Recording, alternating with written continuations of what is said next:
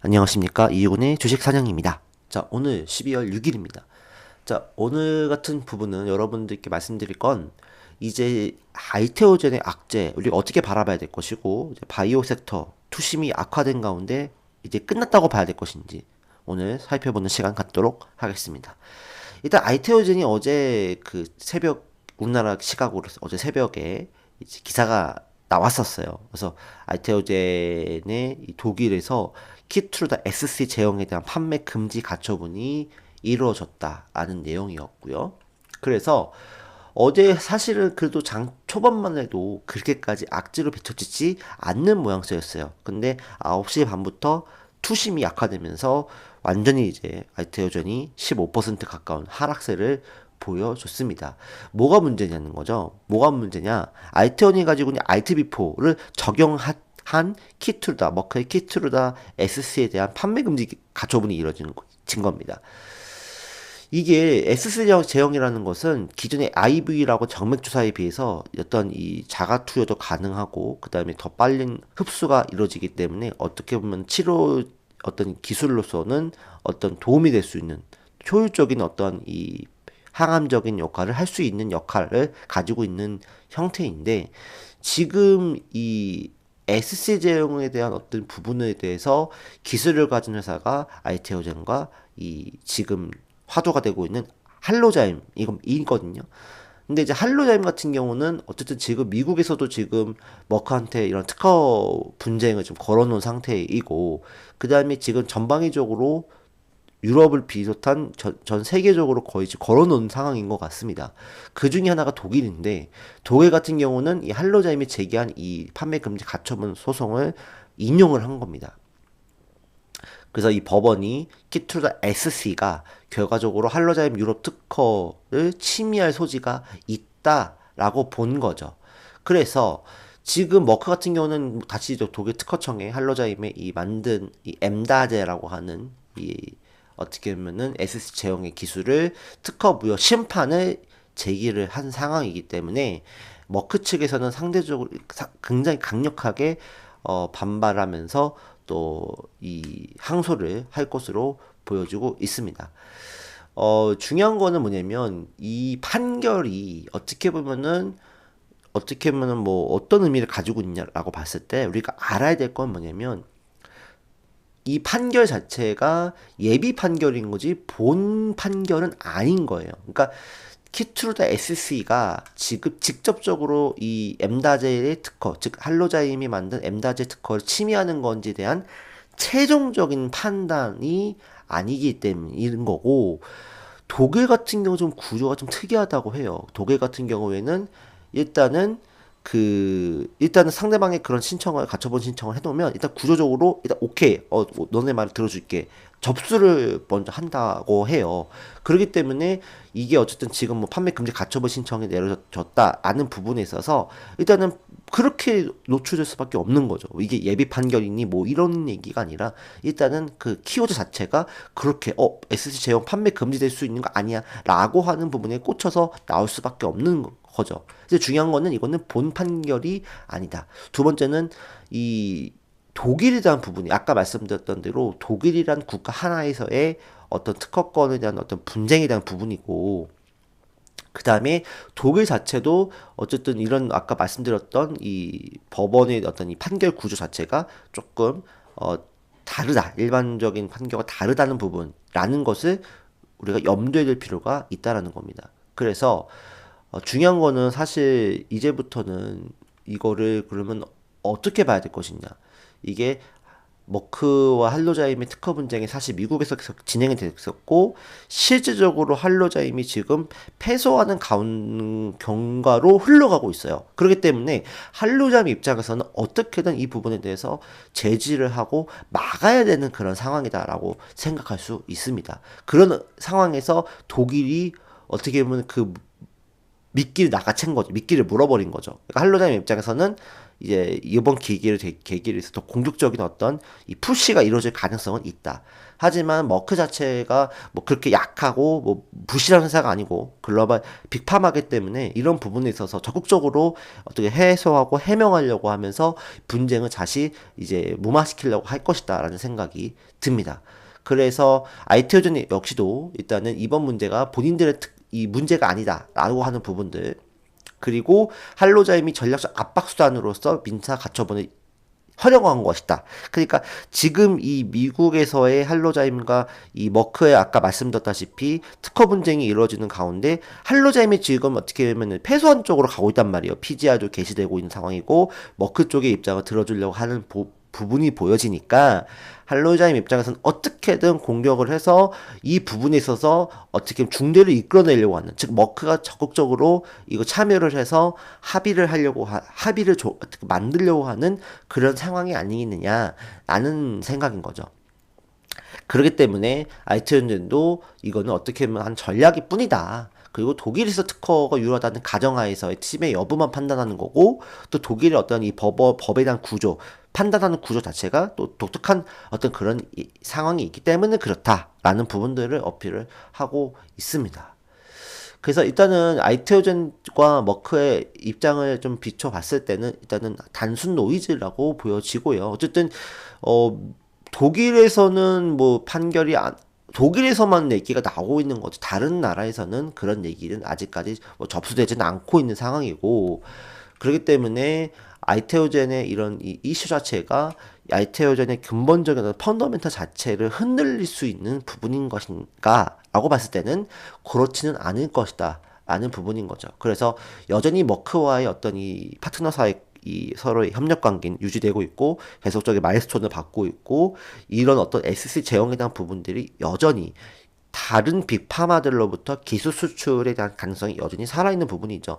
그렇기 때문에 이 아이티오전의 파트너사들이 아이티오전과 계속적으로 협력 관계를 유지하려고 하잖아요. 뭐 아스트라제네카라든지 또 사노피라든지 계속적인 협력 관계를 유지하려는 것 자체가 아이티오전의 기술력을 인정을 하고 있는 부분이기 때문에 우리가 너무 여기에 크게 흔들릴 필요는 없을 것이다 라는 부분입니다. 그래서 일단은 이 독일에 대한 부분은 사실은 본 판결이 아니기 때문에, 그리고 현재의 법구조가 독일의 법구조 판단하는 판결 구조가 특이한 상황이기 때문에 그렇게까지 이 아이테오전의 기업 본질 가치를 훼손시키려고 하는 상황은 아니다라고 말씀드릴 수 있을 것 같습니다. 그래서 우리가 오히려 이 상황에서는 이제 아이테오젠을 오히려 우리가 적극적으로 좀 봐야 되는 시기가 좀 다가오고 있는 거 아니냐. 사실 그동안은 제가 아이테오젠에 대해서 적극적으로 말씀드리진 않았어요. 제가 뭐 어쨌든 아이테오젠이 꼭 뭐 매수를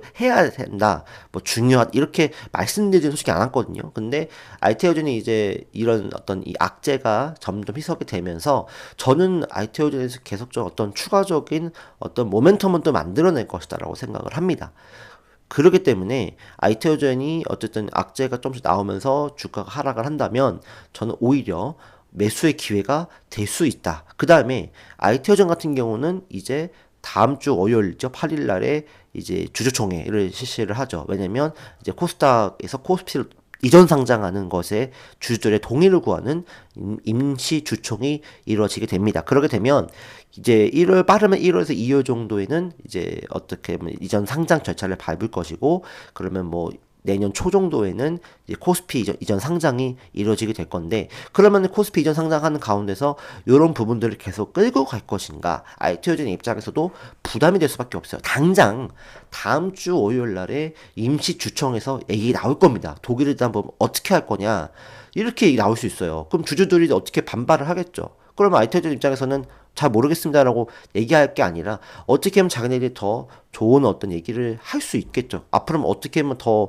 좋은 얘기를 할 것이라는 얘기죠. 그렇기 때문에 이런 부분들을 적극적으로 해명을 할 수밖에 없는 입장이고, 더 좋은 모멘텀을 가져올 수밖에 없는 상황이다. 그래서 이제 코스피 이전 상장을 하기 직전까지 이런 악재가 해석이 되면서 오히려 매수의 타임이 될 수 있고, 그 매수를 했을 때 결국 코스피 이전 상장 됐을 때 더 큰 시세가 나올 수 있는 가능성도 우리가 봐야 된다라고 생각합니다. 그래서 결론적으로 뭐냐면 물론 이제 아이테오젠의 어떤 이 부분에 대해서 결론적으로 특허 분쟁에 대한 이 얘기가 나왔기 때문에 뭐 리스크 자체는 있어요. 어떤 거 있냐면 이 독일에서의 판매 금지 가처분 신청 자체가 다른 여타 국가로 확산될 수 있는 거. 이거는 할로자임이 로비를 할 수도 있고 할로자임이 어떻게 하면 더 뭔가 공격적인 어떤 영향을 줄 수 있다. 그런 것 때문에 나올 수 있겠고 또 미국의 어떤 이 소송 자체가 또 뭐 어그러질 수 있는 부분들 그런 부분들과 더불어서 빅파마 입장에서는 리스크 관리 차원에서 디리스크 차원에서 조금 신중하게 생각할 수 있는 부분들도 물론 남아 있기는 하지만 그래도 아이테오젠의 기술을 이제 빅파마들이 안 쓸 수 없다. 왜냐면은 본인들의 이 가지고 있는 이 블록버스터 신약들이 특허가 더 연장되고 더 수익을 극대화하기 위해서는 결국 SC 제형으로 가야 되는데 할로자임보다도 지금 이 아이테오젠의 이 아이트비포가 어떻게 보면 더욱더 좀 파급력이 있고 더 시장에서 더 좋은 영향을 좀 보고 있기 때문에 오히려 아이테오젠의 이 아이트비포를 계속적인 컨택을 하려고 하는 시도가 늘어날 수도 있다라고 저는 생각합니다. 그리고 머크가 이거를 가만히 내비두지는 않을 거라고 생각합니다. 그래서 지금에 있어서는 아이테오젠의 이 독일 이슈는 결과적으로 하락이 좀 더 이어질 수 있는 아이테오젠의 수급이 조금 공백 상태가 될 수 있는 상황들이다라고 생각 들고요. 그래서 아이테오젠은 지금 보는 것보다는 우리가 조금 더 악재가 희석되고 주가의 바닥을 다진 상황에서 다시 한번 보는 것도 나쁘진 않다. 하지만 아이테오젠의 이 악재는 영원히 가는 게 아니라 어쨌든 단기적으로 해소될 수 있는 것이기 때문에 우리가 너무 일희일비할 필요 없다. 그 다음 두 번째는 뭐냐면 아이테오젠의 악재가 그러면 전반적인 이 바이오 섹터의 악재가 될 것인가? 일단 아이테오젠의 이 문제는 결론적으로 아이테오젠만의 문제이긴 해요. 근데 다만 뭐가 문제냐면 아이테오젠이 뭐죠? 바이오텍이잖아요. 바이오에 대한 이 기술 수출을 하는 거거든요. 에로를 하는 거거든요. 그러면 이제 에로를 하는 회사들 있잖아요. 뭐 ABL 바이오라든지 리가켄 바이오라든지 또 올릭스라든지 이런 기업들이 또다시 이 얘들이 가지고 있는 어떤 이 특허에 대한 부분들, 기술에 대한 특허를 경쟁사들이 이렇게 소송을 걸리게 되면 어떻게 될 것인가, 또 리스크가 있는 거 아니냐라고 해석해 볼 수 있어요. 그러니까 그런 부분들이 조금 시장에서는 위험하다라고 판단할 수가 있을 것 같아요. 그래서 단기적으로 일단 이 바이오 종목군들이 조금 영향을 받을 수는 있겠다라고 생각을 해요. 하지만 이 아이테오젠에 대한 부분이 이 아이테오젠이 적극적으로 해명을 하고 이 부분들이 해석이 된다고 했을 때 나머지 종목군들도 결과적으로는 다시 한번 업사이드가 열릴 수 있다. 오히려 매수 기회가 될 수 있다라고 저는 보여지는 겁니다. 그리고 실제로 뭐 에이빌바이오나 뭐 리가캠이나 올릭스나 이런 기업들이 글로벌 빅파마 들어가서 제휴를 하고 있고 협력 관계를 맺고 있기 때문에 단순하게 이 아이테오젠의 문제로 인해서 나머지 기업들의 이 근본적 가치라든지 또 빅파마 협력 관계가 깨질 수 있는 것이다라고 보지는 않기 때문입니다. 그래서 우리는 오히려 저는 이 12월에 조정이 나왔을 때 바이오 조정이 나왔을 때 매수를 조금씩 해나가는 포인트가 되지 않을까라고 저는 조심스럽게 말씀을 드리고 싶습니다. 바이오가 저는 끝나지 않았다라고 저는 생각합니다.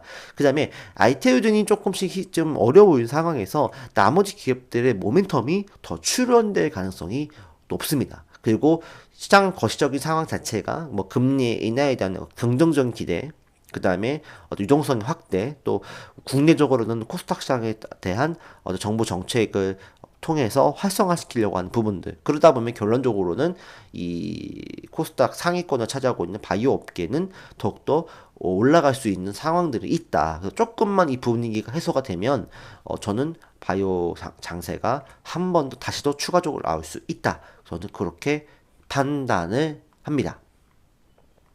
그래서 사실은 어제 그 에이빌 바이오 같은 경우만 봐도 사실 어제 에이빌 바이오가 투자 경고에서 해제가 됐어요. 그리고 어제 첫 투경 해제가 된 날이었는데 어제 사실은 어제 아침 9시만 있어도 엄청난 상승을 보여줬어요. 수급이 어마어마하게 몰렸었어요. 그래서 에이빌 바이오가 22만 원까지 올라가면서 장중 최고가를 찍었다가 이제 갑자기 9시 한 반 정도 했네요. 9시 뭐 한 10분, 20분 이때부터 갑자기 이제 아이테오젠의 악재가 이제 노출되면서 주가가 이제 폭락을 하는 모습을 보여줬단 말이죠. 그러니까 저는 이 어떻게 만약에 어제 이 아이테오젠의 악재가 없었으면 에이빌 바이오는 어제 또 장대항복 날리면서 또 올라갔을 거라고 저는 봐요. 그런데 이 아이테오젠 때문에 결국 떨어지긴 했지만 저는 이 수급 자체가 여전히 살아있다라고 보기 때문에 이 아이테오젠의 물론 이 여파로 인해서 바이오 수급이 일부 뭐 코스피나 다시 한번 또 이런 대형주 장세로 잠깐 이어질 수는 있겠지만 이런 바이오 수급 자체가 완전히 꺼지는 거냐 저는 그렇게 생각하지는 않기 때문에 여러분들 혹시라도 가지고 계신 분들은 너무 걱정하실 필요는 없다. 다시 한번 말씀드리지만 우리나라 바이오 업계 기술력 이제 인정받고 있는 상황이에요. 그렇기 때문에 바이오는 항상 그리고 이런 특허 분쟁에 휩싸여요. 최근에 그 NO2를 만들었던 다이치 산교도 이제 시젠이 이제 화이자가 이제 인수를 했는데 화이자 특허 분쟁에서 최종 승소하는 어제 판결이 있었어요. 그러니까 바이오 쪽은 사실 굉장히 이 기술에 민감할 수밖에 없어요. 이 기술 가지고 엄청난 돈을 벌어들일 수 있기 때문에 결과적으로는 이 경쟁사들 간의 계속적인 어떤 이 특허 소송, 그다음에 특허 내가 패소하더라도 합의금으로서 중재를 받아서 내가 어떻게든 요거를 내가 살려보고자 하는 그런 상황들이 있을 수밖에 없습니다. 그래서 너무 우리가 아이테오젠의 이 특허 문제에 대해서 너무 절망적으로 생각할 게 아니라 오히려 희석을 할 때에 매수를 기회로 삼아야 될 것 같고 다른 여타의 또 빅파마들과 제휴하고 있는 기업들 자체도 매수 기회가 될 수 있다. 다시 한 가지만 말씀드릴게요. 작년에도 그렇고 재작년에도 그렇고 항상 이 특허 이슈가 항상 있었어요. 그럼에도 불구하고 아이테오젠은 상승세를 보여줬습니다. 작년과 재작년에도 이 특허 분쟁에 대한 이슈가 있어서 연말만 되면 이 하락세가 있었어요. 보시면 아시겠지만 봐봐요. 여기도 하락세가 있었죠. 그쵸? 그쵸?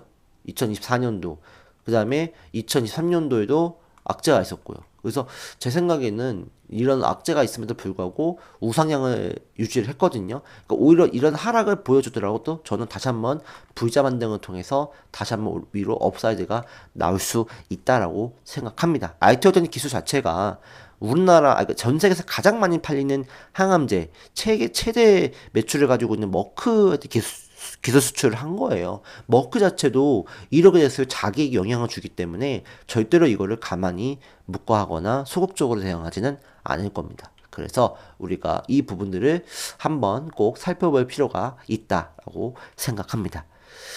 그리고 바이오 섹터에 대한 부분도 너무 염려할 건 없다라는 말씀도 제가 드리고 싶습니다. 아이테오젠이 이제 그 공식적으로 이제 코스피로 이전 상장을 앞두고 있습니다. 그러니까 그런 상황에서 저는 모르겠어요. 추측이지만 이런 악재를 터트리면서 싸게 사고 싶지 않았을까? 이제 코스피를 이전 상장할 때 또 패시브 자금이 들어와야 되는데 요거를 싸게 사고 싶지 않을까? 이런 생각도 해봅니다. 물론 제 말이 답은 아닙니다만 너무 걱정하지 마시고요. 바이오 섹터 가지고 계신 분들도 너무 걱정하지 마시기 바랍니다. 하지만 일단 12월에 강력한 수급이 지금 들어오려고 했던 이 바이오 시장에 약간 냉랭한 분위기는 형성이 되기 때문에 조금 주춤할 수는 있다라는 말씀은 드리고 싶습니다. 어쨌든 오늘 이렇게 방송을 마치도록 하겠습니다. 여러분들 시청해 주셔서 감사하고요. 즐거운 주말 되시기 바랍니다. 감사합니다.